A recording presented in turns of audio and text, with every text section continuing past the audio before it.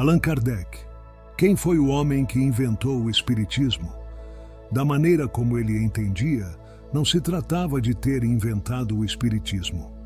Allan Kardec, nascido em 1804 e morto em 1869, se considerava o codificador da ideia, que para ele também não era uma religião, mas sim uma doutrina compatível com a religiosidade cristã e principalmente com a ciência e a filosofia, então preponderantes na Europa do século XIX.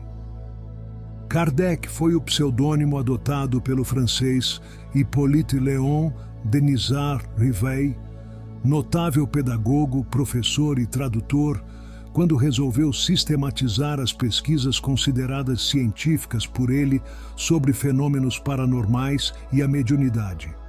Ele escolheu o nome depois de uma experiência em que um suposto espírito familiar havia revelado uma vida anterior dele entre druidas celtas da região da Gália. No Brasil, a doutrina espírita kardecista encontrou solo fértil, sobretudo ao longo do século XX, a ponto de, segundo os dados do último censo do Instituto Brasileiro de Geografia e Estatística, IBGE, publicados em 2010, o Espiritismo ser considerado a terceira religião com mais adeptos no país, depois do catolicismo e das denominações evangélicas, e também dos que declararam não seguir nenhuma religião. Oficialmente, são mais de 3.800.000 praticantes da doutrina em território nacional. Deu certo por aqui porque o Espiritismo no Brasil desenvolveu mais o seu lado espiritual e religioso. E aqui já existia por conta das religiões afro-brasileiras e afro-indígenas e o sincretismo que se fez no ambiente religioso.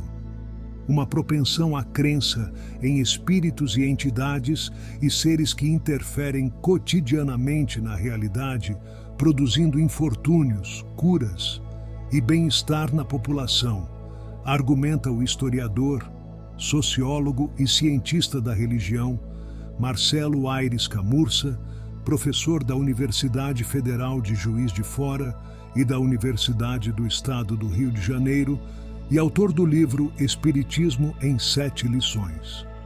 Em outras palavras, como salienta o pesquisador, no Brasil já havia uma crença em espíritos anterior à própria chegada do kardecismo, e isso estava presente em orixás, caboclos e no próprio catolicismo popular. Quando o espiritismo chega, acontece uma adequação, diz ele. O espiritismo kardecista encontra solo fértil aqui no Brasil porque a nossa matriz cultural nunca foi eminentemente racionalista. Sempre foi mais emotiva. E isso desemboca em uma visão religiosa mais mágica, contextualiza o historiador, filósofo e teólogo Gerson Leite de Moraes, professor na Universidade Presbiteriana Mackenzie. Nesse sentido, e não há nada pejorativo aqui, lidamos com as questões de uma maneira a partir do pensamento mágico. Somos adeptos de uma religiosidade do encantamento, e isso se deve à nossa própria história, baseada na construção da identidade brasileira com índios, negros e portugueses, que viveram durante muito tempo aqui e foram também ali alimentando esses aspectos. Esse é o caldo de cultura, acrescenta ele. Moraes acredita que o Espiritismo acabou trazendo uma resposta que agrada às pessoas. O recompensas que não estão presentes em visões mais deterministas, como o cristianismo. Esse mix transformou, de fato, o kardecismo numa religião interessante para o universo brasileiro, analisa Hippolyta Rivel. Rivel nasceu em família católica e desde muito jovem se dedicou aos estudos, sobretudo de filosofia e ciências, ao situar o percurso intelectual dele. É preciso ressaltar o contexto acadêmico, uma vez que eram seus contemporâneos o naturalista Charles Darwin, que apresentaria a teoria da evolução das espécies, e o filósofo Auguste Comte, formulador do positivismo. Após completar o bacharelado em Ciências e Letras, Rivel passou a atuar como tradutor, professor e pedagogo. Foi entusiasta da democratização do ensino e chegou a oferecer aulas gratuitas em sua própria casa, em Paris, em 1854. Ouviu falar pela primeira vez sobre as tais mesas girantes e encontros mediúnicos que eram moda na França daquele tempo. Cético, atribuiu o fenômeno inicialmente não a uma força de supostos espíritos, mas a uma influência do magnetismo. Quando começou a frequentar essas reuniões como curioso, contudo, ele passou a se convencer de que algo a mais poderia haver ali e passou a sistematizar um método científico para, no seu entendimento, comprovar se haveria fraude ou não nessas sessões. Estabelecendo uma série de perguntas que eram feitas do mesmo modo, em reuniões diferentes, a fim de buscar coerência naquilo que lhe era apresentado como obra de espíritos. Já convencido de uma influência sobrenatural, ele publicou sua primeira obra, O Livro dos Espíritos, em 1857. O material é considerado o marco fundador do espiritismo kardecista, e ali ele passou a assumir o pseudônimo Allan Kardec, em referência à sua suposta vida passada, mas também como forma de diferenciar a sua carreira espírita de seus trabalhos como pedagogo. E é por causa dessa fundamentação teórica que Kardec se tornou tão importante. Afinal, se manifestações espíritas já eram narradas e sessões com médiuns já ocorriam, ele não inventou nada de novo, mas colocou no papel um método e procurou, a seu modo, explicar o que via.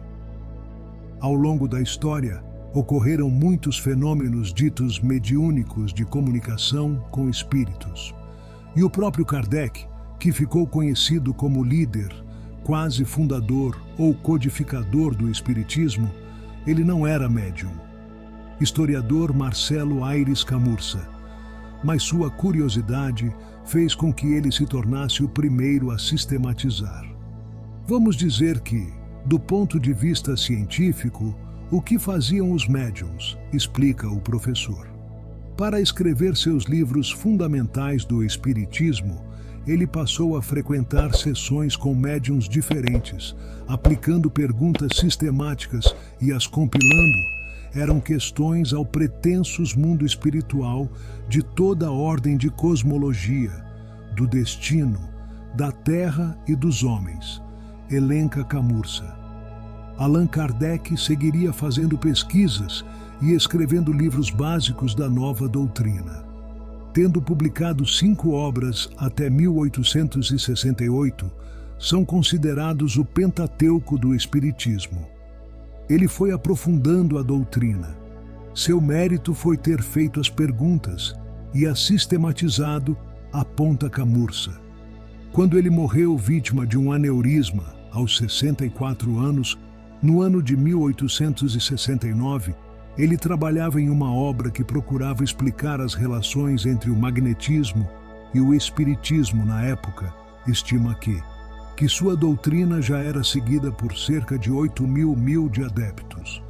Marcelo Camurça situa o kardecismo dentro do contexto cientificista do século XIX. Ele, espiritismo de terceira revelação, sendo a primeira Moisés, a segunda a Jesus Cristo.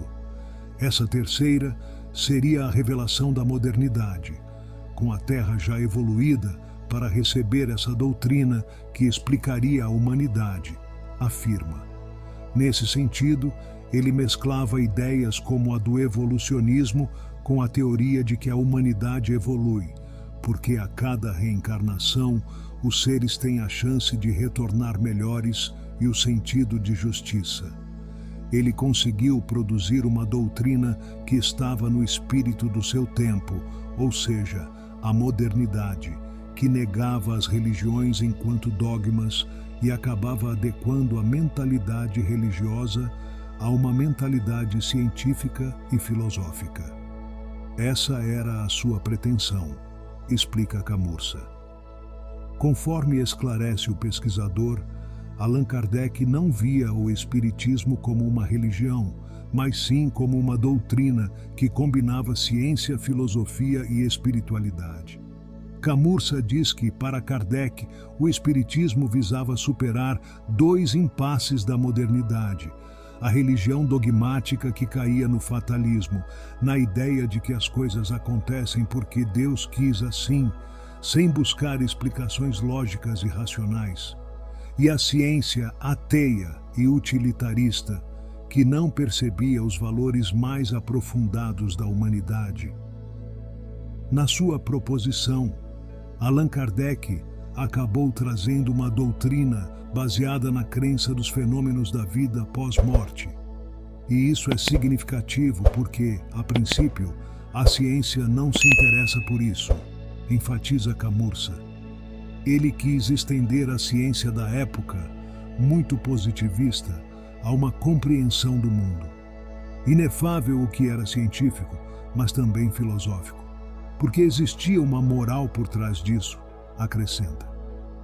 No kardecismo, enfatiza Camurça, Deus é o princípio de todas as coisas, uma força vital que organiza o cosmos e tem uma moral que implica em valores de justiça. Allan Kardec, o homem que inventou o espiritismo.